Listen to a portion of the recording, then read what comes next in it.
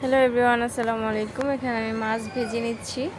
তো এখন আমি মাছ দিয়ে তরকারি রান্না করব, সাথে সবজি থাকবে ঢেঁড়স, আলু আর টমেটো। তো সবগুলো সবজি দিয়ে, বর্ষাকালীন সবজি এগুলো, সবগুলো সবজি দিয়ে রান্না করব মাছের তরকারি। প্রথমে কড়াই বসিয়ে দিলাম, দিয়ে দিলাম পেঁয়াজ কুচি।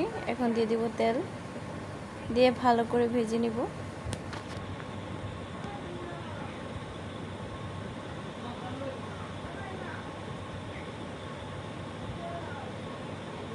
তো পেঁয়াজটা ভালো করে ভেজে নিতে হবে, একটু লালচে করে।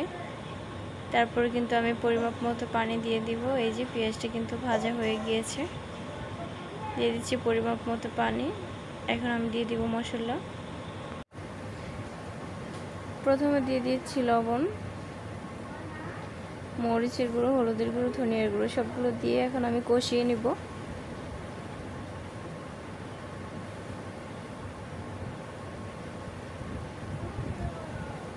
ঢেকে দিচ্ছি।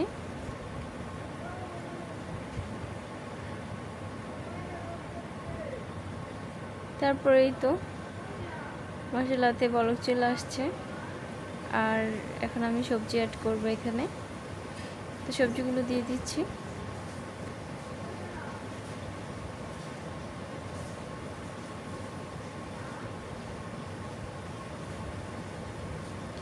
আমি টমেটোটা পরে অ্যাড করব, টমেটোটা আগে আমি দিইনি, যদি গলে যায় সেই জন্য টমেটোটা দেওয়া হয়নি।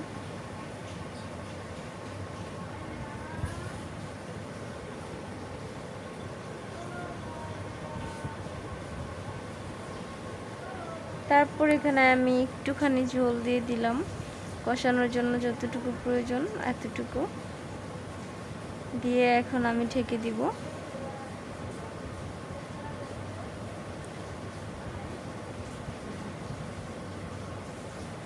ফিরে আসলাম 10 মিনিট পর। এই তো ঝোলটা শুকিয়ে গিয়েছে, ঝোলটা শুকিয়ে সবজির সাথে ভালো করে মিশে গিয়েছে। তো এখন আমি তরকারিটা হওয়ার জন্য যতটুকু ঝোল প্রয়োজন ছিল এতটুকু ঝোল দিয়ে দিব।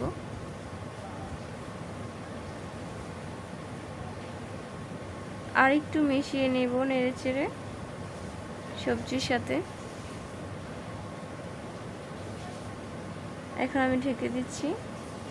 তো ফিরে আসলাম 10 মিনিট পর। এখন দেখি যে তরকারিতে বলক এসে গেছে, তাই টমেটোগুলো দিয়ে দিচ্ছি।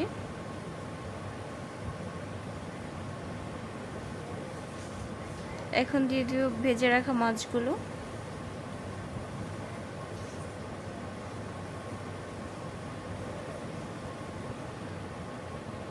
এই তো, তারপরে হচ্ছে আমি ঢেকে দিব। তরকারিটা ঢেকে দিতে হবে। আমার তরকারিটা হয়ে গিয়েছে আর আমি নামিয়ে নিয়েছি। একটু ঝোল ঝোল হয়েছে তরকারিটা।